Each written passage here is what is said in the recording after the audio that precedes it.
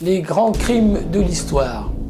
L'attentat de Sarajevo et l'assassinat perpétré le dimanche 28 juin 1914 de l'archiduc François Ferdinand, héritier de l'Empire austro-hongrois, et de son épouse Sophie Chotek, duchesse de Hohenberg, par le nationaliste serbe Gavrilo Princip.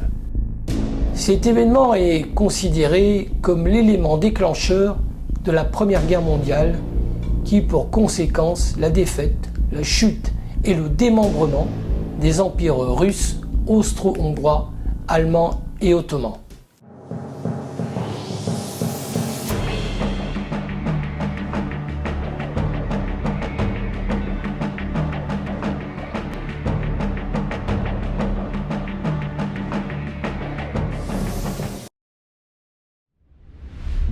Partis de Belgrade où ils s'exerçaient, les conspirateurs purent traverser la frontière sans encombre avec la complicité de certains agents au service de la Serbie et séjourner à Sarajevo quelques jours avant l'arrivée du couple princier. Les 7 conspirateurs n'avaient aucune expérience dans le maniement des armes et ce n'est que par une extraordinaire succession de coïncidences qu'ils parvinrent à leur fin. Le 28 juin, dans la matinée, l'archiduc François Ferdinand et sa femme Sophie Chotek arrivent à Sarajevo. Ils prennent place dans une limousine noire décapotable, immatriculée ALL 118. Ils sont accompagnés du général Oskar Potiorek et du comte Arak, garde du corps personnel de l'archiduc.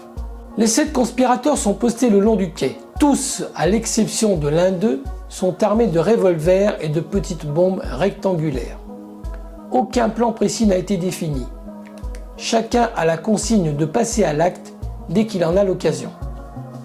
À 10h15, le défilé de 6 voitures dépasse le premier membre du groupe, Mehmet Bazic, placé près de la banque austro-hongroise. Celui-ci n'ose pas tirer car, selon son témoignage, un policier se tenait derrière lui. Le deuxième membre, Vaso Kubrilovic, laisse également passer le convoi, craignant, selon ses dires, de toucher la duchesse. Nedjeljko Kabrinovic, lui, est déterminé. Après avoir demandé à un policier d'un ton faussement joyeux quelle était la voiture de l'archiduc, il lance une bombe. Mais, dans la précipitation, il n'attend pas les 8 secondes recommandées pour la lancer. La grenade rebondit sur la voiture du prince et atterrit sous la voiture suivante. L'explosion blessant gravement ses passagers.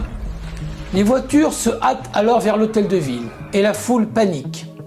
Kabrinovic, lui, saute dans la Milkaya pour avoir le temps d'avaler sa pilule de cyanure. Mais la police le rattrape et le sort de la rivière. Celui-ci est violemment frappé par la foule avant d'être placé en garde à vue. La pilule de cyanure qu'il avait prise était vieille ou de trop faible dosage, de sorte qu'elle n'a pas eu l'effet escompté. De plus, la rivière ne dépassait pas 10 cm de profondeur. Les autres conspirateurs, Popovic et Gavrilo Princip, renoncent à agir. Le cortège de voitures roulant désormais trop vite, à moins que certains aient présumé que l'archiduc avait été tué. Le dernier conspirateur, Trifun Grabez, placé au niveau de l'hôtel de ville, renonce également, mal positionné en raison des mouvements de foule. À ce stade, la tentative d'attentat est alors considérée comme un échec par ses auteurs.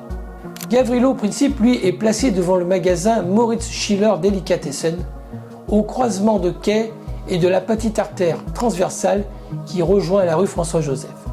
N'ayant pas été informés du changement d'itinéraire, les chauffeurs des 2 premières voitures prennent à droite au lieu de longer le quai. Dos à la route, le gouverneur Potiorek s'en aperçoit trop tard. Ce n'est que lorsque sa propre voiture, où se trouve également l'archiduc, tourne dans la même rue qu'il se rend compte de leur erreur. « Qu'est-ce que tu fais? Tu te trompes de route. Il faut rester sur le quai pour rejoindre l'hôpital », lance-t-il au chauffeur. Celui-ci s'arrête alors au milieu de la foule pour faire marche arrière. À proximité, Princip voit là une occasion de lancer sa bombe. Puis il se ravise. La foule étant trop dense, il craint de ne pas pouvoir se dégager suffisamment pour viser correctement la voiture. Son pistolet Browning à la main, il se dirige vers la voiture de l'archiduc. Un policier tente de l'intercepter mais trébuche, après avoir reçu un coup de pied dans le genou de la part d'un autre Serbe. Arrivé à hauteur de la voiture, Princip tire 2 fois. La première balle traverse le bord de la voiture et atteint la duchesse de Hohenberg à l'abdomen. La seconde balle atteint l'archiduc dans le cou.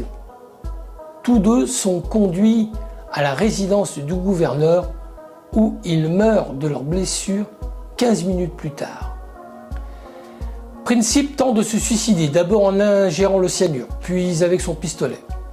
Comme Nedeljko Kabrinovic, il vomit le poison, ce qui fit penser à la police que le groupe s'était fait vendre un poison beaucoup trop faible ou ce qu'il croyait être du cyanure. Le pistolet lui fut arraché des mains par un groupe de badauds avant qu'il ait eu le temps de s'en servir. Par ce geste, les coupables voulaient proclamer leur volonté de voir se réaliser une grande Serbie, regroupant tous les Slaves du Sud. Bien que l'archiduc ait été peu apprécié par son oncle empereur et le roi Joseph Ier, et que certains, à cause de ses idées sur l'avenir de l'Empire, où une place plus grande aurait été donnée aux Slaves, avaient vu dans sa disparition un bon débarras, tant du côté serbe que hongrois, l'Autriche-Hongrie lance un dernier avertissement avant la guerre à la Serbie, le 23 juillet 1914.